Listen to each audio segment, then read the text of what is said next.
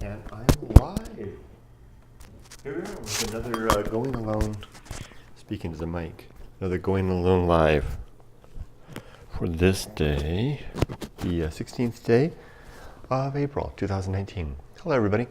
So today let me bring it up here so I can see if there's any comments. You know, it's going to take me a while to get used to this again, doing this kind of activity.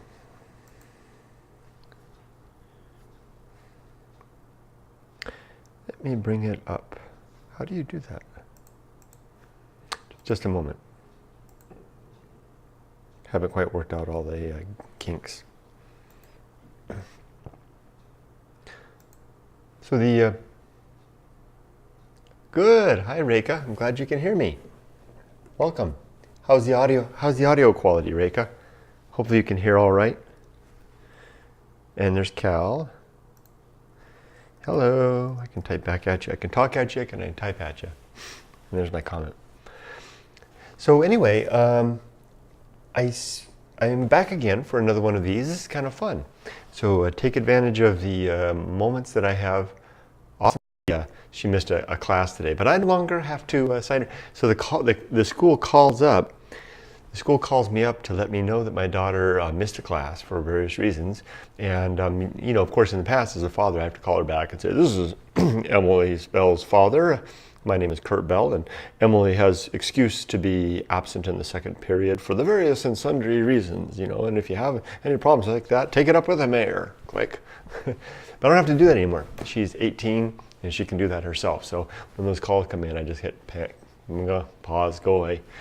More and more my adult daughter has her own life to live, which is a bittersweet reality. Although she still has long ways to go to learn to do the damn dishes, because I just finished doing all of her dishes. She's out. What does the calendar say? Yeah, wait, it's Tuesday. She's working night. She's working tomorrow night. And she's working Friday night. And she's working Saturday. And she's working Sunday. She's a busy girl. You want to come sit with me? Hold on, let me get the dog. Come in. Come in. Come in. Okay. So anyway, I want to talk again about, you know, I decided to do this to kind of discuss and talk about the putting my principles into action, particularly the principles from my book, Going Alone. And I decided I'd try to pick out one thing to talk about. Today, I had a moment to put a few of the principles to work. I was, again, at work, where, you know, I spend a lot of my time. And in my job, I run a lot of meetings. So I'm actually the person that is responsible to organize the meeting, to develop the agenda, you know, set everything up. My meetings are all in person in a conference room, plus they have the option to come in via an electronic conferencing system, and then on a phone as well. So there's lots of ways. People can be on the move in their car in the meeting, they can be at their desk or cube enjoying the meeting, or they can come to the meeting itself. We have lots of customers that are all around our county, so they're all over the place. And so it's my job to, like I said, do all of that stuff, you know, shepherd the meeting along. A typical meeting is an hour. Sometimes it's 2 hours. Sometimes it's longer.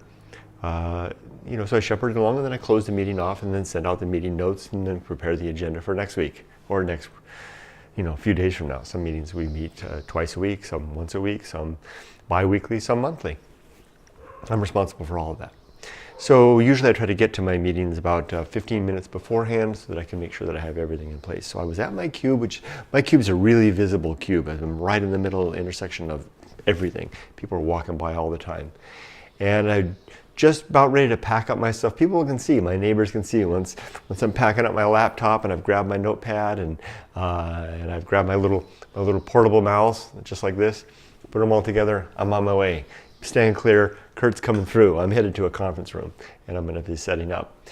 I hadn't had it yet to set up those nonverbal cues when a coworker came over with a question. Now, I was at T minus about 12 minutes right then. And typically I want to have my meetings, I want to be in the conference room and have the meeting set up It takes me a few minutes to log in, to bring the computer up, set it up so that it's connected to all the audio visual systems so that we display everything on the screen, because I'd run everything off of the screen, and then dial into the Skype conferencing system, and then get the conference room number up in line. I want to have it set up so that, oh, hi Maddie. I want to have it set up so that as soon as people start entering the virtual room or the literal room, I can start taking their roll, and we're off to the races. It takes about 10 minutes to do all that right. And I was at T-12 to the meeting start time. Just then, a coworker came over with a question. And he was, let's see now, if I can remember what it was. See, maybe I should write this stuff down at the moment. It was kind of an important thing. It was the type of thing that if it was left undone, then it would have caused people problems. And so I needed to get going to my meeting, but I also had a friend that needed, a coworker that needed some help. And I had to ask myself, balance the two. So I looked to my principles. And the first principle I asked myself for was, what's the best use of time of these two options? Getting there and getting ready ahead of time so that I'm sitting there waiting when everybody comes filtering in. Always done ahead of time. I'm usually 4 or 5 minutes done before everybody gets there and I'm ready to go. Or is it a better use of my time to spend that extra prep time with my coworker, helping them to resolve that particular technical dilemma that was going on, or at least to help them get on the right path to finding out who could do it? And I decided the latter. That was the better use. I would still be in good shape to get down. I may have to scramble a little bit. It's not my style to be scrambling to set things up while customers and coworkers are sitting there waiting, but I decided that was a good use of time. So first principle, which is actually my number 2 objective per the book, going along the good life section, which is number 2 objective is the good and effective use of time. So I put my stuff down, walked over to my coworker's area. So we huddled around the faint glow of his computer screen and started to work on the problem. Now, after the first minute went by, a little back process in my head is saying, you got about a minute left before you can get back and still get this thing ready, because it was a big meeting. This is actually the meeting that I was headed to was in fact a customer meeting. I would have customers dialing into this meeting from 2 remote locations. There's no excuse for me not to have things ready when they dial in. Nothing like having a customer dial into an empty room when the host isn't there. And they start to doubt that they're in the right place, and they start to doubt the professionalism of the person that's hosting that meeting, me, and the organization that I represent. So T-minus about 1 minute on my anxiety starting to rise a little bit. I'm still being focused. I'm still, on task with my friend. We're still not quite figuring out where to work where the solution is. And then I decide I need another tool. The good use of the objective of the good use of time isn't doing the job. I need something else. So I started rummaging around in my toolkit and back here. And you want to sit down, buddy? Have a seat. There you go. There you go. Oh, I just didn't give you enough room. That's it, huh? Here we go. I'll back up a little bit. There, now you can sit with comfort. So I rummaged around in my toolkit, and there in the back was principle number 11. Right there. Temperance. I'll just read from it just a second. Let's see what comes of it. Temperance has 2 or 3 sub-principles. The sub-principles are suffering, simplicity, and apathy. Temperance is the controlled consumption of all things, such as food and drink, work and play, and even our thoughts and emotions. I'll strive to recognize these consumables and then measure out a reasonable portion for myself, and then strive to consume very little of that. Such worthy living naturally entails some suffering when we deny ourselves our wants, though a simple life makes this easier when the denial becomes part and parcel of our habits and conditioned response. I will then apply apathy towards the intemperance of others, as well as any personal misadventure which is beyond my control.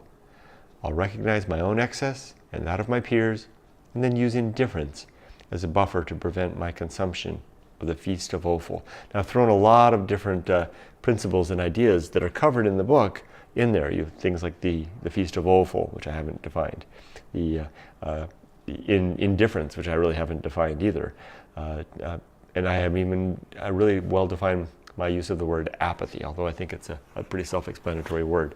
So in that moment, as I was down to 1 minute, I then said, okay, it's not enough to know that this is a good use of time. Now I need to ask myself, how can I keep focused on this? How can I control the rising anxiety that's really kind of forming in me that, oh my gosh, I'm going to be late for my meeting. My customer's going to think I'm not professional. No one's going to be in the virtual room. I won't be in the room itself. And when I get in, I'll be scrambling. My papers will be all over the place. I'll be, oh, just a moment, everybody. I'm sorry to keep you all waiting. I tempered all of that by recognizing that rising emotion. You almost feel it coming up through here, recognizing that rising emotion and just tempering it down. Not really pushing it, but just kind of controlling it and recognize it for what it is and saying, hold on there. This is a worthy end. What I'm doing right here, if I can get my friend, my coworker, helped out, or at least along the path of being helped out, then we will have done something good. It's a good use of time. And even if it costs me my equanimity, my balance, and my composure, and even a little bit of my reputation in the balance, then that's a worthwhile price to pay. And guess what? It worked. So after about another 2 minutes, now I was about 4 minutes in, I was definitely going to be in trouble. I knew by the time I got to the room and set up that people would already be there. Especially people in the virtual room. And that's the one I'm really concerned about, that virtual room where they arrive and there's no one there. There's no one to greet them. There's no one to tell them they're in the right place at the right time and for the right meeting. At that moment, it was about 4 minutes in, 4 minutes from countdown. Remember, I've got to go back to my cube, gather up my stuff, and get down to the meeting and get set up. It's about then that I realized that now the balance was starting to play. There must be something, I have to give something, because now my own meeting, which would involve a lot of people from my organization, and that's wasted money and time if they're sitting in a empty room with nothing to do. Because now I'm to the point now when I finally get in and get set up, I'm past 0 hour, so to speak. I'm into maybe a minute or two into it, and minutes matter in meetings like that, especially minutes matter in a well-run meeting. People don't come back to meetings that aren't well-run. It's good to keep attendance and people to continue to join and be a part of the project if I can demonstrate that I take it seriously. It was then that I decided to enlist, well, I realized another principle actually. I used principle number, it's actually objective number 6 in the book.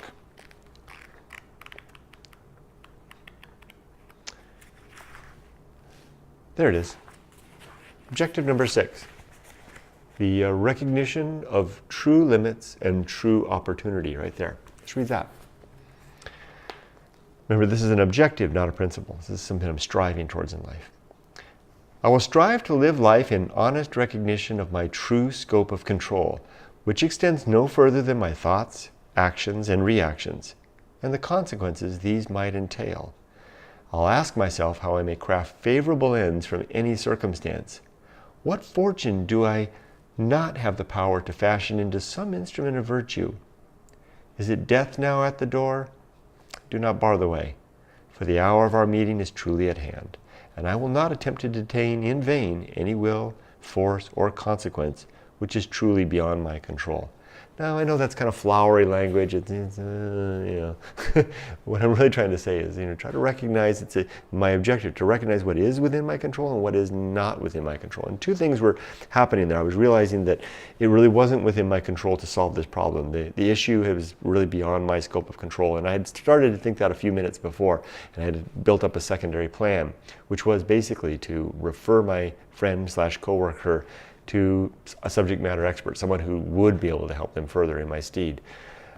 And then the other thing I recognized what was within my control is to execute that plan, recommend the backup, and then furthermore, to then get my stuff and get on down to that meeting and get set up. And that's exactly what I did with about 4 minutes. Now I'm about 3.5 minutes to spare. And if it seems like I'm splitting hairs with these minutes, that's the way I run. So as a professional and as a project manager, I take these things very seriously and I do not waste time. And that's exactly what I did. So I referred my friend coworker to someone else who could help them, even pointed out exactly where they could be found, which floor, which area. and promised I'd check in later. And then I walked over and I sprinted over to my cube. And as I was on my way to sprinting over, I then decided, oh, okay, Kurt, that's not good. Once you start sprinting, the heart rate goes up, the blood starts pushing, the anxiety starts rising. You're going to run into that room flustered. You're going to come in, your stuff's going to be all over the place. And you go, oh, sorry, everybody, and it's getting all set up. And that's not a good look. Nor is it a very good way to keep my balance and my composure. So again, I slowed down and I used one of the principles I already used, which is temperance, again, to temper that emotion, temper that issue. And as I made my way down to one floor, there were a flight of stairs, I didn't take the elevator, made my way one floor. As I was approaching the conference room, I slowed my pace, deliberately slowed my pace, slowed my breathing. And when I turned the corner into the room full of people that have been waiting for me now it was not my characteristic to show up for them and to arrive and not have me there. The meeting hadn't started yet. It was about to start 30 seconds away. It was not their way to find that. So they were kind of taken aback that I wasn't there. Some people even wondered if the meeting had been canceled.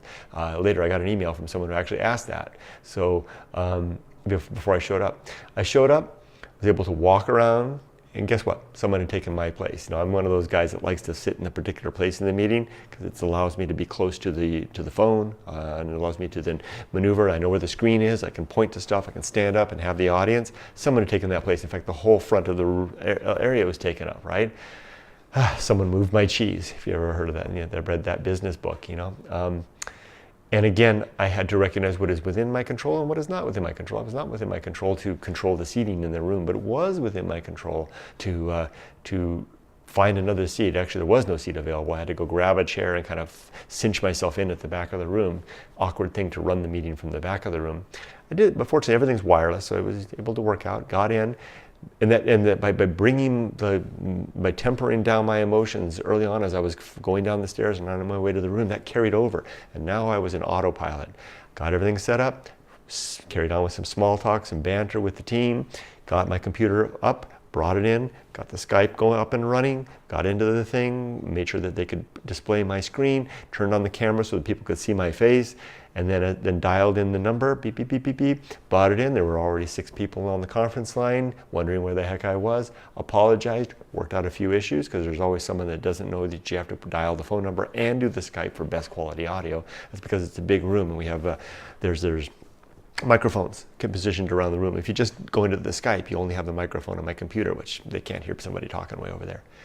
Anyway, about 3 minutes after the top of the hour, we got the meeting going. A little strike against me as a meeting organizer and a meeting project manager. I don't like that, not starting on time. But the good news is I was able to stop beforehand. We finished early, so we didn't have to cost us anything on the back end. And the real good thing is that I was able to utilize a couple of principles and one of my objectives to help me get through a sticky portion of the day without losing my balance or equanimity or succumbing to the stress and the anxiety of the workplace. Later, when I got back up, I did follow up with my friend and coworker, and indeed the connection that he had reached out to was helpful, not able to solve the problem, but subsequent to that, they were able to, with someone else's help, it was a pretty complicated problem, they were able to address the issue. So that was my thing for the day. That was an example, long-winded, I talked for a long time, an example of how I used some of the objectives and principles in my book to help make the day go a little better. Now, someone had a comment. There's somebody says, oh, Cow smiled. Hi, Cow. Reka says, can I email you Mr. Bell for a copy of your book? I'd like to read it. Of course. Just send me an email to softypapa@goingalone.org, softypapa@goingalone.org, and I'll gladly send you a copy. And it'll include some stickers. Do I have any stickers in here? Oh, I do. It'll come just like this. It'll come, here's the book. It'll come signed. And you'll get 2 stickers and a business card. The first sticker is the slogan, going alone, be safe but not too safe. The second one is, always go to the desert, which is my reminder. I have that stickered on the front of my motorcycle right in front of me, and I have it at work right above in my cube, and it's my reminder that when every other Thursday comes, to always go to the damn desert. Don't find some excuse, because I get scared. And I find some excuses not to go to the desert. And I know I'll regret that later in life if I don't do that. It's an important thing. So I don't know what your desert is, but always go to the desert. And then you get my business card with my contact information on the back. And you get 2 polished stones from the desert. So yeah, send me an email. Anybody's welcome to do that. I'll send a copy to anybody. It's also available on Amazon. You can also buy it on my website at goingalone.org. You're very welcome, Reka. Okay, but for now, and when I do this in the future, guys and gals, when you join, feel free to share your own thoughts. I'd love to use this opportunity as a forum to talk about the challenges that you may face, and maybe we can talk about the ways that you face them. What objectives and principles, your own or others that you've learned from elsewhere, do you utilize to make the day a better day, and make it a good and productive life. Make good use of the time that you have. All right, well, I'm going to sign off for today. Ollie, you ready to go? Let's see my little boy. Ollie, want to go for a walkie? Walkie? Let's go. Let's go. Yeah, let's go. He's excited. All right. It's good to be organized indeed, Maddie. Okay, take care, everybody. Whoop, whoop, big jump. Whoop, big jump, not too far. Oh, your tail's all tied up. Hold on. Hold on, you got to be careful, buddy. Okay, let's let you down gently. Whoa, whoa. Okay, this is not going to work. I better say bye. Bye-bye. Bye-bye. Ollie, say bye-bye, and let's go for a walkie. Yeah, bye-bye. See you guys. There we go.